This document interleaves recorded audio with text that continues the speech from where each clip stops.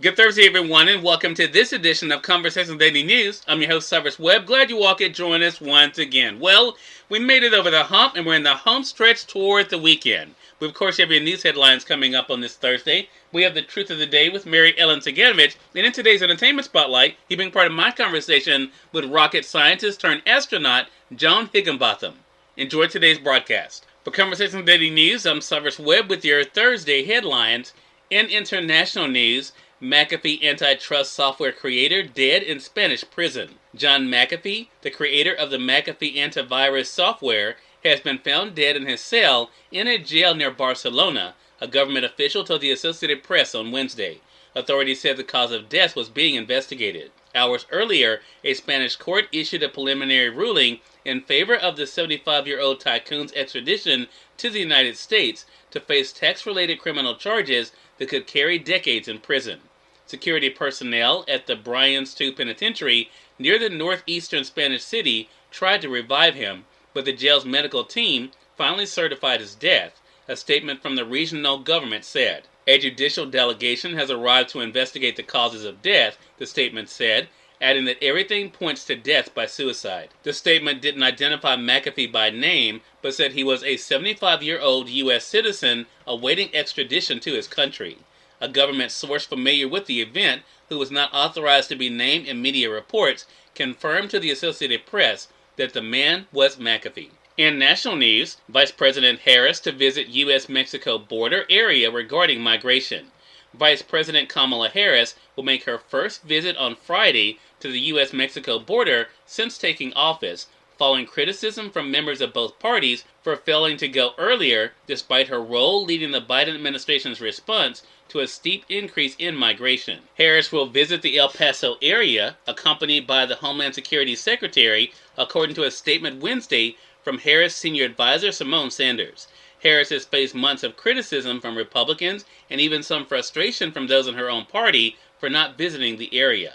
She was tasked earlier this year by President Joe Biden with taking on the root causes of migration from Central America to the United States, and so far, she's focused largely on outreach to local leaders and advocacy groups with the goal of improving economic and living conditions in the region. Harris has said her goal is to offer residents of Guatemala, El Salvador, Honduras, and Mexico hope for their future so that they no longer feel compelled to leave home for better opportunities. In more national news, High Court limits when police can enter home without warrant.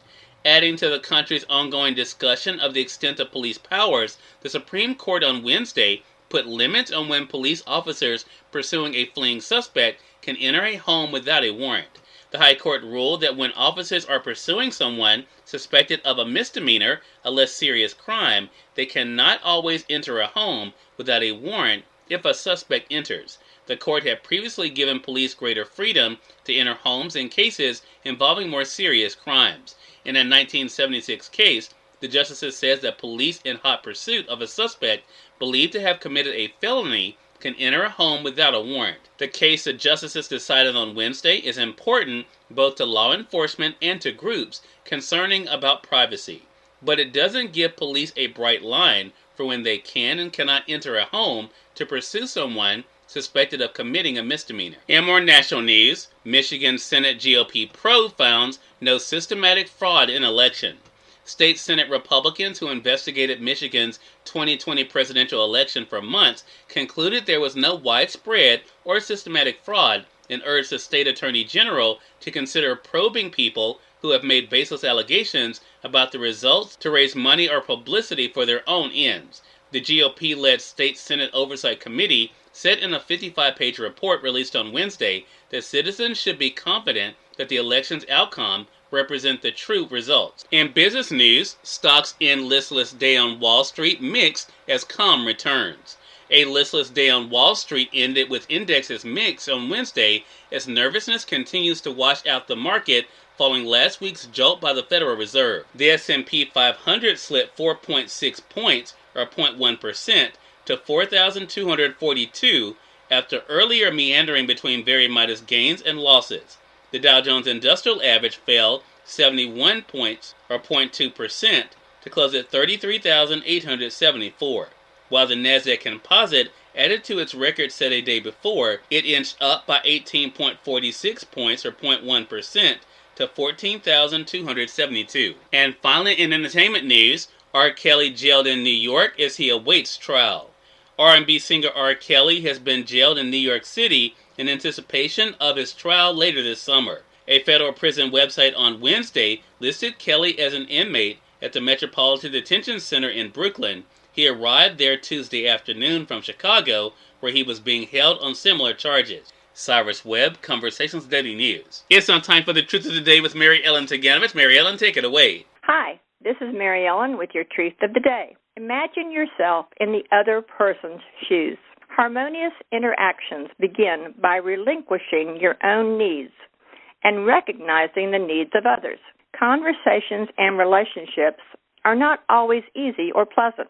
Truly balanced discussions come from a point of middle ground, with both people listening and learning from the other. You must assess the needs of your friends or partners to allow yourself to see your own ideas are not always correct. When you stubbornly refuse to see all sides of any issue, you remain stuck in your lack of understanding. Considering someone else's feelings and what is going on in their life makes it easier for you to understand where they are coming from and smooth any friction that arises. Today, take a deep breath and imagine yourself in the other person's position as you go about and enjoy the day. We are part of my conversation coming up with scientist turned astronaut Joan Higginbotham in today's Entertainment Spotlight. You're listening to Conversations Daily News. For Conversations Daily News, I'm Cyrus Webb with the Entertainment Spotlight.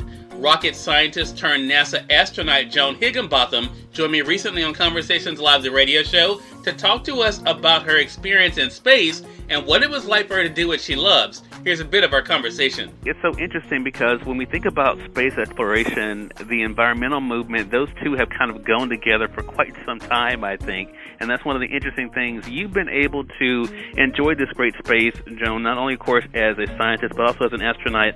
First of all, what is it like for you to kind of reflect on your own experience in space and what it was like for you to be able to enjoy that? So, Cyrus, it was absolutely a dream come true, especially after spending 9 years sending astronauts up into space and getting them back home safely. So when it was my turn, I was just in absolute awe of what I got to do and how I got to represent my country and help build the International Space Station. It was 13 incredible, awe-inspiring, absolutely magical days that I spent quite literally off the face of this earth. And I think it's an experience that would absolutely stay with me for the rest of my life. I think we all, Joan, are glued to our television or our screens anytime there is a launch because we like to be able to see what the astronauts have to go through in preparing. Those interviews are always so fascinating for me. What were some of the biggest practical challenges, though, of living in space for you? Some of the biggest practical challenges are the things that we just absolutely take for granted here on Earth. So getting up in the morning and taking the cap off of the toothpaste and set it down on the counter doesn't work so well when you're in space. So some of those things you have to really think through very well. Things like doing laundry because you're exercising for 30 minutes every day for 13 days. You and your 6 crewmates, and you're airing out your laundry and letting it dry outside of your lockers, and it gets a little gamey. So being able to do laundry would have been a really wonderful thing had we had that capability. Cyrus Webb, Conversations Daily News. We thank you all for tuning into this edition of Conversations Daily News. We'll have you guys on tomorrow to wrap up this week. Until then, I'm your host, Cyrus Webb, saying as always, enjoy your day, enjoy your life, enjoy your world. Thank you all for choosing Conversations Daily News today. Let's make it a great one.